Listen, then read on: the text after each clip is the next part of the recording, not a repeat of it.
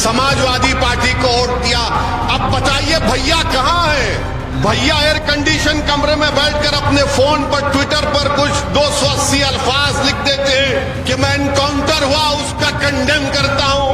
Facebook पर कुछ post लिख देते हैं। जबान से जो लोगों की हत्या की गई, जो पुलिस के कस्टडी में थे, जिनकी हाथों में जंजीरें थी, उनका नाम लेने से डर। काम पर हुआ था, मैंने कहा था आपसे कि समाजवादी पार्टी बीजेपी को नहीं हरा सकती। तो दूसरे दिन से सोशल मीडिया पर शुरू होगा, देखो ओवैसी क्या कह रहा है, बीजेपी को नहीं हरा सकते। एक बार नहीं, मैंने कई मर्तबा कहा था।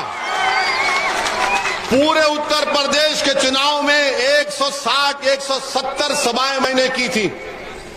मैंने हर सभा में कहा था कि देखो ये नहीं होने वाला है, ये काम नहीं होने वाला है। मगर सबने मुझे गाली दी और कहा कि ओवैसी भड़काऊ भाषण दे रहा है। मैं आपसे क्या कहा था कि एक चिराग को रोशन करो। मैंने आपसे कहा था कि अंधेरे में अपने घर में एक चिराग को रोशन करो, उस चिराग से अपने घर के अंधेरे को दूर करो। मगर आपने फैसला किया कि नहीं, अब अखिलेश को मुख्यमंत्री बनाएंगे तो पूरी रोशनी आ जाएगी। कहां आई रोशनी बताइए आप? आपने अपना वोट दिया।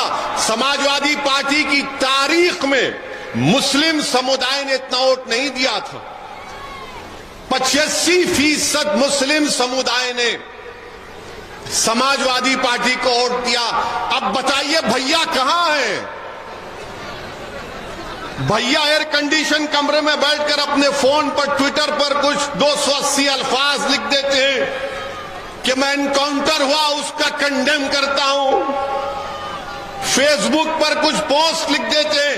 जबान से जो लोगों की हत्या की गई, जो पुलिस के कस्टडी में थे, जिनकी हाथों में जंजीरें थी, उनका नाम लेने से डरते हैं।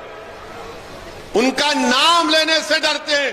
और जब हमसे आकर पूछा जाता है तो हम ये कहते हैं कि जुल्म हुआ, ये नाइंसाफी हुई, ये एक्स्ट्रा जुडिशियल किलिंग हम नाम लेकर कहते हैं। मगर शिकायत आपसे है, शिकायत तो आपसे है कि आपने ऐसे लोगों पर भरोसा किया, आपने इनको वोट दिया, मगर इन्होंने क्या किया? उन्होंने कुछ नहीं किया।